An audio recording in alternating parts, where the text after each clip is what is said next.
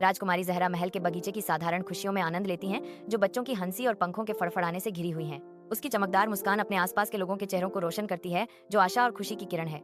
बगीचे की शांत सुंदरता के बीच राजकुमारी जहरा के दिल में एक महान विचार जड़ पकड़ता है। नई दृढ़ संकल्प के साथ राजकुमारी जहरा घोषणा करती हैं, मुझे लगता है कि मुझे अपने लोगों के लिए कुछ करना चाहिए। राजकुमारी जहरा अपनी दासी के साथ व्यस्त शहर की सड़कों पर टहलती है, जो उनके आसपास की गरीबी के बिल्कुल विपरीत है। उसकी आंखें भूखे बच्चों का दृश्य कैद करती हैं। उनके चेहरे निराशा से उभरे हुए हैं, जो शहर के छिपे हुए दर्द को दर्शाते हैं। वह बीमार और बेघर लोगों की दुर्दशा देखती है। उनकी मूक चीखें शहर की निराशा की कर्कशता में जुड़ जाती हैं। शहर का शोर जरूरतमंद लोगों की शांत निराशा के साथ मिल जाता है, जो दुहक का एक सिम्फनी बनाता है। दुख से प्रेरित होकर राजकुमारी जहरा अपनी दासी की ओर मुड़ती है। उसकी आवाज करुणा से भरी होती है। हमें उनकी मदद करनी चाहिए। उसके शब्द शहर के दर्द को कम करने के उसके संकल्प की गूंज हैं। शहरी परिदृश्य में आशा की किरण।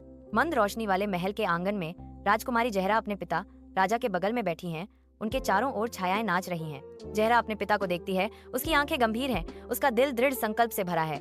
अब्बा जान, हमें अपने लोगों की मदद करनी चाहिए, जहरा आग्रह करती है। उसकी आवाज में तात्कालिकता भरी हुई है।